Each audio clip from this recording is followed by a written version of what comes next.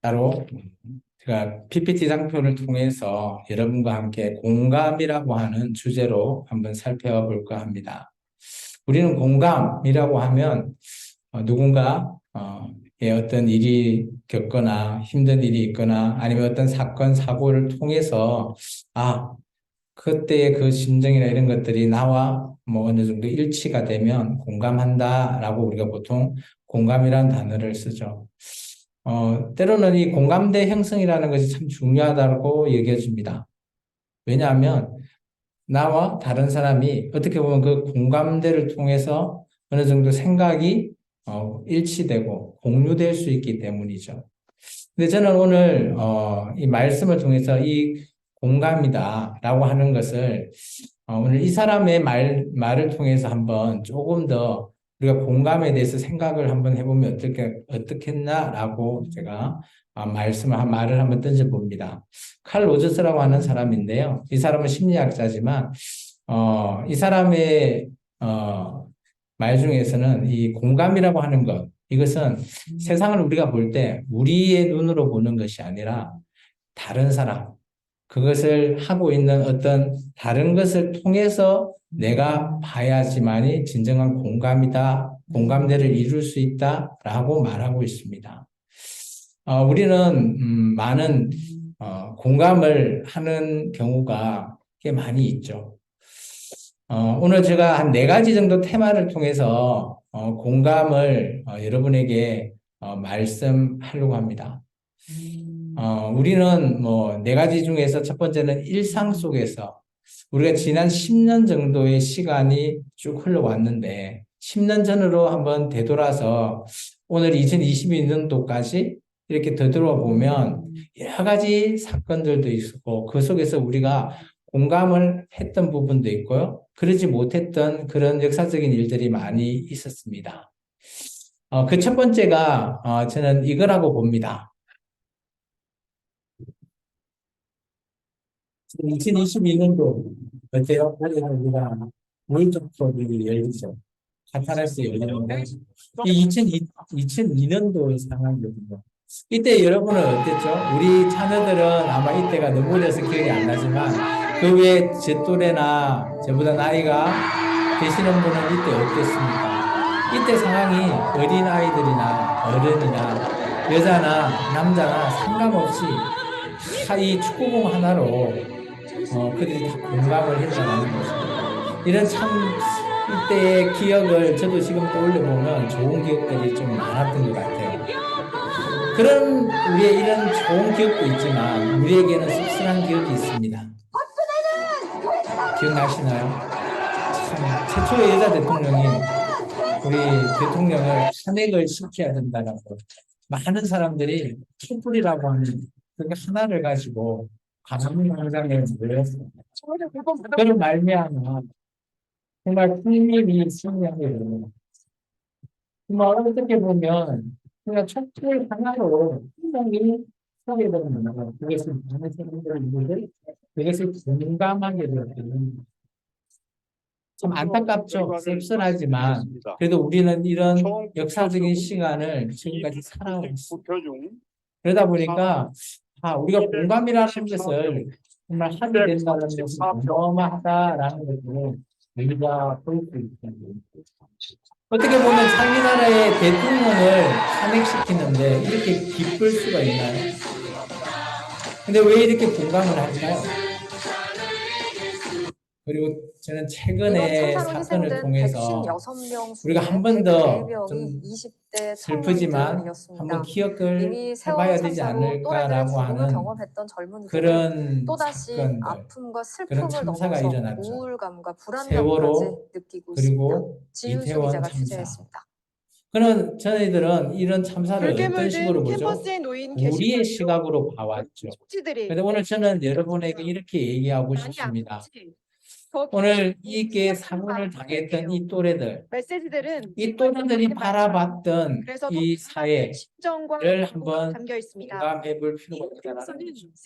오늘 이들이 어떤 세대죠? 이유 없이 이 이제 10대, 20대 스스로가 때 힘들 수도 있고 세월호라고 하는 어마어마한 그런 충격, 자기 또래 친구들이 없었지만 죽는 걸 봐왔고요. 젊은이들에게 또 그날의 지금 또 어때요? 이제 20대 대학생이 되었는데 또 이런 모습을 보다 보니까 병원에서 이들 눈으로 봤을 때 이들은 우리가 MZ세대라 하잖아요. 이런 MZ세대의 눈으로 바라본 공감. 우리는 어떻게 생각합니까? 기성세대들은. 그 놀러 가서 왜 이렇게 됐냐? 이런 사람들도 많이 있을 겁니다. 24살입니다. 근데 우리는 이제는 우리가 이들 눈으로 한번 공감을 해야 되지 않겠나 여겨집니다. 세 가지 영상을 봤습니다. 여러분은 무엇을 공감하나요? 고개가 난 끄덕끄덕 되나요? 참 우리가 공감이라는 것은 어떻게 보면 기쁘고 어떨 때는 또 막 분노, 어떨 때는 슬픔 이런 것을 함께 할 수 있는 우리의 감정이죠. 이 세 가지를 통해서 봤을 때 저는 이렇게 생각합니다. 첫 번째 우리가 축구공을 통해서 우리가 공감을 하죠. 그 축구공 아무것도 아닌데 그거 하나로 온 나라가 들썩들썩하는 저는 이렇게 생각해요. 그죠? 축구공 하나를 통해서 나와 우리 다른 사람들이 함께 공감한다면 그것은 뭐다? 바로 제로. 0일 때 공감된다라는 거죠. 두 번째는 어때서? 촛불. 촛불이라는 거 하나를 통해서 나와 다른 사람이 그죠? 같은 감정을 가졌기 때문에 공감이 이루어졌다라고 보여져요. 세 번째는 MZ세대들이 바라보는 저는 이 부분은 참 쉽지 않다. 그렇지만 우리 기성세대가 그들과 함께 정말 제로에 가까워질 수 있는 그런 우리의 생각을 우리가 필요하지 않나라고 여겨집니다. 두 번째 제 테마는 우리 세대 간의 소통입니다. 우리 교회도 보면 지금 나이가 드신 분도 있고 제 또래도 있고요. 또 나이가 어린 MZ세대들도 있습니다. 우리의 이런 세대의 소통은 어떻습니까? 우리는 우리의 시각으로만 보고 우리의 생각, 우리의 판단으로 보통 보는 것이 우리의 기성세대들의 생각이죠. 그럼 MZ세대는 어떤 생각을 할까요? 제가 영상을 한번 준비해 봤습니다. 여러분 이 영상 속에서 어떤 것이 느껴지죠? 이들의 자유로 느껴지지 않나요? 어떻게 보면 우리 기성세대들은 이런데 왜 목숨을 걸까? 라고 이런데 왜 고민을 할까? 라고 생각할 수 있습니다. 근데 이들은 이런 것을 가지고 이들 생각을 통해서 이들은 일을 합니다. 놀라운 것은 이런 영상처럼 이런 나비의 꽃을 사진을 찍어서 어때요? 디자인을 합니다. 이런 MZ 세대들의 생각이라는 겁니다. 어느 한 신문사에서 MZ세대와 기성세대의 갈등의 심각성에 대해서 여론조사를 한 적이 있습니다. 뭐 최근에 한 것 같아요. 근데 이것을 살펴보니까 심각하다, 심각하지 않다라는 것이 평평합니다. 너무 극단적이죠. 한 22.6%는 두 세대 간의 갈등이 심각합니다. 근데 아니다. 별로 심각하지 않다. 이렇게 생각하는 사람도 있어요. 그리고 중간에 있는 중립의 입장을 처해 있는 사람이 거의 50%입니다. 잘 모르겠다라는 거죠. 그 안에서 심각하다, 심각하지 않다를 택한 사람이 49%예요. 그렇다면 이 사회가 지금 어떤 사회라는 거죠? 심각한 것 같기도 하고 아닌 것 같아요. 잘 모르겠다라는 거예요. 세대와 같이 하고 있지만 어때요? 너는 너, 나는 나 이런 것 듯한 모습을 보여주고 있다는 겁니다. 여러분은 지금 MZ세대, 지금 우리 자녀들 세대들과 소통을 잘하고 있나요? 잘하고 있다라고 보십니까? 물론 우리 나이 드신 분들은 뭐 MZ세대, 우리 손주들 소통이 잘 되나요? 왜 잘 안 될까요? 저는 한 세 가지 정도로 생각해 봤어요. MZ세대를 우리가 먼저 알아야 됩니다. MZ세대는 아까 영상에서 봤듯이 그들이 개성이 강합니다. 자유를 원해요. 그리고 그들은 어떤 생각을 하는가 하면 나라고 하는 오직 나의 초점을 맞추고 있는 세대. 그렇기 때문에 이들은 정말 칭찬 하나, 리액션 하나도 잘해주면 공감을 해요. 그냥 뜨뜻미지근하게 그래 잘했어 이러면 별로 좋아하지 않아요. 근데 어떻습니까? 막 좀 과도하게 오버하면서 칭찬하면 너무 잘했어. 뭐 합격 정말 축하해 하면서 크게 하는. 그래서 우리 가정에는 MZ세대가 엄마를 좋아해요, 아빠를 좋아해요? 당연히 엄마를 좋아하죠. 엄마가 그나마 아빠보다는 액션이 크기 때문이죠. 그리고 이들은 늘 수평적인 관계를 원해요. 이거 정반대되는 거죠. 그리고 이들은 플렉스한 문화를 누리고 있죠. 플렉스라는 뜻이 뭔 뜻인지 아신가요? 나이 드신 분들? 그리고 워라벨이라는 뜻이 있어요. 워라벨이 뭔 뜻인지 오늘 처음 들어보신 분도 있죠. 이런 것이 MZ세대에 추구하는 방향입니다. 플렉스. 이들이 뭐 크게 금수저는 아니지만 그래도 나를 위해서 정말 마음껏 쓰고 어느 정도의 그렇게 쓰는 그런 문화, 플렉스한 문화. 그래서 플렉스라는 단어가 2022년도에 어마한 그런 공감의 단어고요. 우라벨은 일과 또 나의 생활, 이게 밸런스를 이룬다라는 뜻입니다. 그걸 우라벨이라고 해요. 이게 MZ세대와 소통할 수 있는 거는 진정성입니다. 이들에게 잘했을 때 너무 과하지 않나라고 하지만 이들은 그런 것을 좋아하고 그들의 진정한 마음을 좋아해요. 그리고 이들은 어떻게 보면 우리와 기성세대와 정 다른 그런 것을 우리가 인정하지 않으면 소통이 불가하다는 거예요. 그러면 우리 기성세대는 어떻게 했습니까? 우리 기성세대를 가리켜서 뭐라고 불리죠? 꼰대, 라떼, 뭐 이러지 않나요? 우리는 기성세대는 저도 마찬가지 같아요. 뭐 X세대, 베이비붐 세대, 뭐 이후에 우리 세대들은 저 같은 경우도 인식이 나보다는 우리가 좀 많이 강했던 것 같아요. 우리 세대. 그래서 뭐 우리 공동체, 뭐 우리 집, 뭐 우리 직장, 뭐 이런 식으로 부르지 않나요? 이게 내가 아니라 우리라고 하는 존재가 주체인 거라. 그렇기 때문에 여기는 어떻게 보면 직장의 수직적인 그런 부분이죠. 우리 아니면 남 이렇게 돼버리니까 그게 수직적인 관계죠. 그런데 MZ세대는 그거 아니라는 거죠. 모두가 다 수평적인 그런 관계를 그들은 상호하고 있다는 겁니다. 근데 부모들이 참 칭찬에 무색하죠. 그죠? 자녀가 합격을 했어요. 어떤 시험을 봐서 잘 합격하면 부모가 뭐라 그러죠? 야, 요즘같이 막 잘했다고 리액션을 하나요? 잘했네. 그런데 한 가지 더 하죠. 야, 이게 끝이 아니야. 들어가면 더 열심히 해.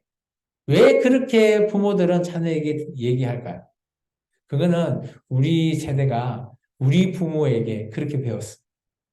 칭찬을 받는 것을 배우지 않았기 때문에 칭찬에 무색했다는 겁니다. 그렇기 때문에 기성세대들은 기성세대의 경험, 기성세대만의 표현의 방식이 있다라는 거예요. 이런 부분을 MZ세대가 인정해줘야지 소통이 가능하리라 봅니다. 그렇다면 우리의 가정, 우리 교회들은 어떻게 소통해야 될까요? 부모님들은 당연히 리액션이 부족합니다. 그렇지만 부모님들이 우리 일상에서 그나마 연기라도 해서라도 조금 더 리액션을 키워야 됩니다. 그래야만이 우리가 소통할 수 있을 것 같아요. 이에 반해서 MZ세대는 부모님이 왜 저런 생각을 하고 있지? 라고 하는 그런 것을 이해를 해야지만이 소통이 가능해요. 요즘 세대들은 부모와 소통하려고 하지 않아요. 왜냐? 내 의견을 아무리 어필해도 맞지 않고 받아들여주지 않는다라고만 생각하고 있기 때문이죠. 그렇지 않다라는 거예요. 이렇게 나눠보면 서로 간에 다른 관점을 보고 있기 때문에 소통이 되지 않았다라는 거죠. 그래서 우리는 어때요? 상대방을 존중하고 또 상대방을 경청하고 이해하는 이런 노력들이 필요하다는 거예요. 교회에서나 가정에서나. 요즘 MZ 세대들이 가장 잘하는 장소가 뭐죠? 메타버스입니다. 메타버스 혹시 들어보셨나요? 메타버스는 가상의 세계예요. 기성세대들은 저는 생각하고 있는 우리 리얼 상황이 아니라 어떤 가상의 세계에서 노는 공터, 공간, 그런 것을 말하고 있는 거예요. 근데 이런 메타버스는 지금 기술적으로 어마어마하게 발전되고 있어서 많은 기술적으로는 계속 발전되고 있어요. 이런 쪽에 게임이라든지 다른 가상 공간의 활동을 많이 하고 있죠. 근데 교회는 이런 메타버스를 어떻게 활용해야 될까? 그거에 대해서 한번 제가 말하는 겁니다.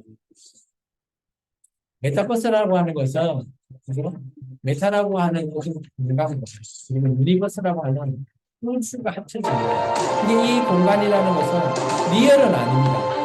가상의 공간인데 이 가상의 공간 안에 우리 아바타라고 하는 영화 보셨죠? 그럼 아바타는 어때요? 나의 어떻게 보면 뭐 또 다른 나가 가상 공간에 만들어지는 거죠. 이런 가상의 공간에서 과연 교회는 어떻게 해야 될까요? 앞으로 교회라고 하는 지금 우리 교회라고 하면 어때요? 이런 공간, 예배당이 있는 공간이잖아요. 근데 새로운 공간, 가상의 공간이 생겼다라는 거죠. 근데 요즘 우리가 보시면 코로나로 말미암아 그죠? 그래도 예배라고 하는 것이 대면 예배만 옛날에는 인정했지만 요즘은 그래도 줌으로 이렇게 지금 저도 줌을 켜놨어요. 들어와서 줌으로도 예배를 드리는 것을 요즘 교회들이 인정을 하고 있습니다. 그렇다면 이 줌은 시작에 불과해요. 이 메타버스는 어마어마하게 큰 공간이라는 거죠. 그러면 이런 메타버스에서 가상 공간과 실제 우리가 느끼는 그 공감 가능할까요? 존재하는 것이 가상 공간에도 우리가 공감하고 있는 그런 감정이 과연 그 가상 공간에도 존재할 수 있냐라는 거에 대해서 어, 이, 말린 웨이 박사는 이렇게 말하고 있습니다. 크게 세 가지를 요약하면 이렇게 얘기하죠. 우리가 공감한다라는 것, 이게 가상 공간을 만들었던 그런 창조자들에 의해서 이런 공감이 디자인화되면 충분히 가상 공간에서도 지금 우리가 리얼한 이렇게 현실 세계에서 공감하듯이 가상 공간도 공감할 수 있다라고 말하고 있어요. 그렇기 때문에 이 공감 능력에 대한 것은 영향이 미칠 수 있다라는 거예요. 그렇다면 앞으로 교회가 오직 지금 대면 예배만 고집한다? 라고 했을 때 우리의 젊은 세대들, 이제 10대, 20대가 점점 올라오고 있는데 그런 세대들이 이런 교회가 대면 예배만 주장한다면 어떨까요? 그래서 교회는 앞으로 어떻게 해야 될까에 대해서 가상현실 제가 세계 한번 메타버스. 영상을 준비해봤습니다. 교회도 더 이상 모른 척하고 있을 수는 없습니다.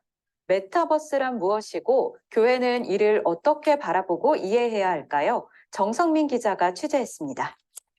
메타버스 공간 속에 마련된 유명 브랜드 매장입니다. 해당 지금은 브랜드에서 실제로 이나 이런 브랜드, 우리가 현실에서 사는 우리가 입는 옷이 아니라 정말 어떻게 보면 그죠? 저 가상 공간에서 이렇게 모든 것들을 이루려고 하는 그런 모습들이 보이는 거죠. 잠깐만요. 입니다.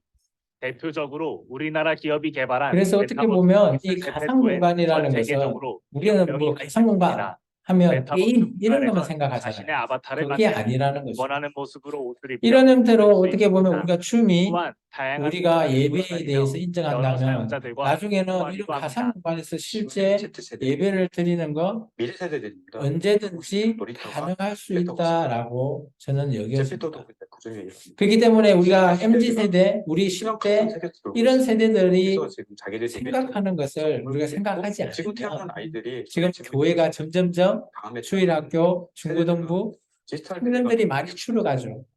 이게 공감하지 않으면 이렇게 이루어질 수밖에 없다라고 저는 우주를 의미하는 여겼습니다. 유니버스에 앞서서 여기까지 영상을 볼게요. 메타버스, 물리 그럼 메타버스 안에서 교육해야 될 정말 중요한 과제가 뭘까요?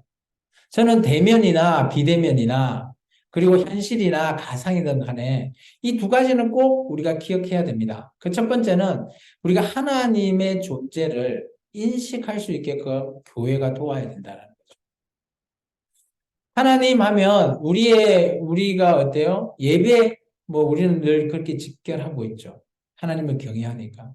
그런데 그런 것을 이제 가상의 공간에서 어떻게 그들이, 하나님, 그리고 실제 원래 아바타나 이런 걸 보시면 내가 아닌 다른 나의 아바타가 가상 공간에서 활동하는데 그거에 대해서 어떻게 하나님의 존재를 그들에게 이렇게 인식시킬 수 있을까?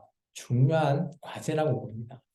두 번째는 선을 최고의 가치로 둘 수 있는 삶을 살게 해야 된다는 거죠.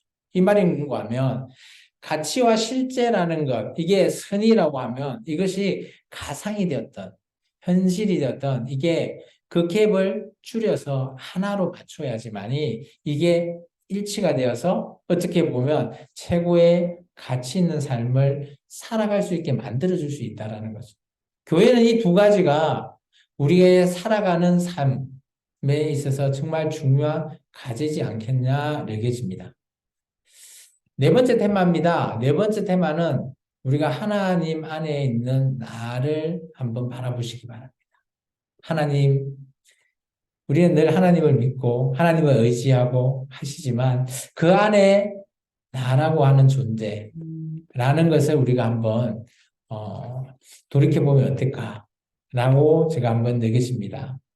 우리가 이런 것을 봤을 때는 저는 누가복음 15장에 있는 돌아온 탕자가 정말 하나님에 대해서 잘 설명하고 있다라고 보여집니다. 이 그림은요, 레므란트가 1669년에 그렸던 그림입니다. 이게 누가복음 15장에 있는 돌아온 탕자의 모습을 통한 하나님을 설명하고 있고요. 거기에 두 자녀에 대해서 비유하고 있죠. 이제 우리는 이 그림을 렘브란트라고 하는 그 화가의 눈으로 한번 이 그림을 공감해 볼 필요가 있다라고 저는 여기십니다. 자세히 보시면 아버지의 눈은 그의 감기면서 초조함을 늘 띠고 있죠. 이것은 집 나간 아들을 그만큼 하면서 기다렸다는 거죠. 애타면서. 그에 반해서 아버지의 얼굴은 환하게 빛이 비치고 있어요. 그의 하나님과 같은 그런 존재를 얘기하고 있고요. 그에 반해서 그의 집 나갔던 탕자의 아들이 돌아와서 아버지한테 품에 안겼던 모습을 보면 그 머리를 보시면 머리가 다 삭발되어 있어요. 우리가 머리가 삭발되었다는 것은 얼마만큼 힘든 삶을 누렸는지 그러니까 그런 것들을 보여주고 있고요. 그런 아들을 아버지는 어때요? 안아주시죠. 근데 자세히 보시면 손의 모양이 좀 달라요. 왼쪽 손은 좀 가늘고 예쁜 손이고요. 오른쪽 손은 좀 크고 굵은 손으로 렘브란트는 그림을 그렸습니다. 왜냐하면 어머니의 심정 그리고 아버지의 심정으로 렘브란트는 이 탕자를 품고 있는 아버지의 심정을 공감했다는 거죠. 이 아들의 옷도 보시면 누더기의 옷이죠. 그리고 자세히 보시면 왼발과 오른발도 완전 대비되는 모습으로 그려놨어요. 얼마만큼 이 집 나간 아들이 힘들었는지 그런 모습들을 완전히 대비해서 그려놨다라는 겁니다. 이런 아들을 품고 있는 아버지의 모습을 또 옆에서 지켜보는 또 한 아들이 있죠. 그죠? 집에서 아버지를 섬기고 있는 큰 첫째 아들. 좋은 옷을 입고 있지만 이 모습을 어떻게 바라보고 있죠? 굳은 표정으로. 참 이런 모습은 렘브란트 눈을 통해서 이 탕자의 모습을 우리가 하나님이 오늘 이 하나님이 하나님 안에 있는 나의 모습은 이 두 아들을 통해서 오늘 우리에게 보여주고자 한다라고 보여집니다. 여러분은 어떤 아들에 해당되십니까? 그러면 하나님이 공감하는 인물을 성경에서 한번 찾아볼까요? 저는 이 사람이 가장 떠올랐습니다. 대표적인 사람, 여러분이 잘 알고 있는 아브라함 아니겠습니까? 하나님께서 어렵다 칭해 주신 정말 믿음의 조상, 우리가 따르고 싶은 우리의 조상이 되는 아브라함. 정말 하나님과 공감하는 이런 인물들, 우리 성경에 여러 분을 많이 우리가 찾아볼 수 있습니다. 근데 아브라함이야말로 정말 하나님과, 그죠? 놀라운 거는 그 아들 독자 이삭을 드리듯이 하나님께서 독생자이신 예수님을 드렸던, 어떻게 보면 하나님이 그래 네가 내 마음 안다 라는 공감을 해주시지 않았을까요? 두 번째는 우리가 좀 전에 읽었던 본문 사도행전 13장에 나오는 그 인물이죠. 다윗. 하나님 마음에 합한 자. 오늘 하나님께서, 그죠? 내 이세의 아들 다윗을 만나니 내 마음에 합한 자라. 그리고 이 다윗 왕을 통해서 오늘 23절에 우리가 본문 23절에 보시면 내 뜻을 다 이루는데 그 이루실 분 누구죠? 23절에 보면 하나님이 약속대로 후손에서 이스라엘을 위하여 구주를 세우셨다 라는 표현이 있잖아요. 하나님이 얼마나 이 다윗을 통해서 공감하셨으면 이 다윗의 후손을 통한 오늘 메시아, 그 메시아를 보내주겠다라고 말했을 거예요.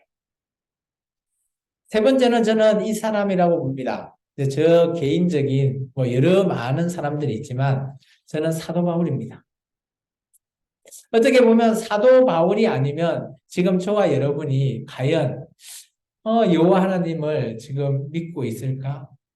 정말 이방인의 사도로서 정말 많은 이방인들을 향해서 복음을 전했던 사람이죠.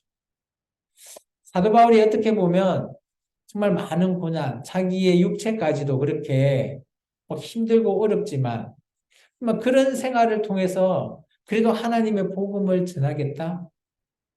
사도 바울의 디모데후서의 말씀, 유언적인 말씀을 보시면 그죠? 나는 후회 없는 인생을 살았다라고 말합니다. 그러면서 나는 하나님께서 의의 멸류관을 준비해 주셨다. 이런 고백을 하셨어요. 저 같았으면 중도 포기했을 수도 있을 것 같아요. 그런데 이런 사도 바울, 이런 바울을 통해서 정말 하나님도 공감하는 인물이 않겠나라고 여기십니다. 우리가 성경의 인물을 제가 한 3명 봤는데 그렇다면 오늘날 우리는 어떨까요? 오늘날 우리하고 정말 중요하지 않아요? 지금 우리 속에서 우리는 하나님과 어떻게 공감할까? 우리는 공감하는 인물일까? 하나님이 나를 공감해 라고 해주는 인물인가? 궁금하지 않으신가요? 저는 이 이후에 정말 이분을 에스라 성경 강자에 대해서 저는 참 공감을 합니다. 저도 공감하고요. 하나님도 아마 공감할 인물이 아니냐. 왜냐하면 제가 이전에도 물론 목회자가 되기 전에 정말 에스라 성경 강자를 만났을 때는 어떻게 보면 하나님의 진리의 말씀을 제대로 보지 못했던 것 같아요. 정말 저 기도원 생활을 하면서 정말 그런 쪽만 바라보고 신비적인 그리고 병낫기를 원하는 그런 쪽 기적인 그런 내용들만 저는 추구를 했던 것 같아요. 그런데 오늘 이 에스라 성경 강좌를 통해서 오늘 저의 마음과 저의 생각 또 제가 나아가야 할 방향까지도 바꿔놓지 않았을까 여겨집니다. 오늘 그런 에스라 성경 강좌를 우리나라에서 최초로 만드시고 지금도 하고 계시는 분이 바로 노 목사님이시고요. 그리고 광주 지역에 제가 또 한 분, 그죠? 에스라 성경 강좌를 하고 계시는 김명주 목사님을 통해서 지금도 활발하게 제가 성경을 왜 이렇게 해야 되는지, 왜 이렇게 성경을 우리가 배워서 진리를 만나야 하는지에 대해서 공감하는 인물입니다. 또한 하나님께서는 이 두 부분만 쓰실까요? 아닙니다. 오늘 에스라 성경 강좌를 통해서 오늘 동참하고 있는 저와 여러분 또한 아마 하나님께서 공감하실 거라 저는 믿습니다. 이제 마무리를 하려 합니다. 공감한다는 건 여러분 어떻게 생각하십니까? 이것은 제 결론입니다. 공감한다라는 거는 그냥 그게 감정만 맞아서 그래, 맞아 라고 끝나는 게 아니라 그들과 함께 스며들어서 함께 있는 것, 그렇게 저는 결론을 한번 지어봤습니다. 공감이라는 것, 정말 우리가 MZ세대를 우리가 이해할 수 없는 것이 그 MZ세대 안에 우리가 생각을 해보지 않았죠. MZ세대가 왜 그렇게 우리를 향해서 얘기하고 있는지. 또 현재 교회의 상황, 왜 주일학교 이런 중고등부가 이렇게 줄어드는지 우리가 또 고민을 해봐야 할 또 공감의 주제죠. 그리고 더 나아가서 정말 우리가 하나님의 진리와 공감한다면 우리가 무엇을 택해야 하는지 이런 모든 것들이 우리가 그곳에 스며들어서 하고 있어야지만이 우리가 공감의 대상이라 저는 여겨집니다. 여러분은 이 설교 아닌 뭐 이런 영상을 통해서 공감하셨나요? 여러분은 어떤 것을 공감하시고 앞으로 여러분은 어떻게 바뀌시기를 원하십니까? 그것이 저는 공감의 영향력이다라고 여겼습니다. 기도하겠습니다. 주님 감사합니다. 오늘도 귀한 말씀을 통해서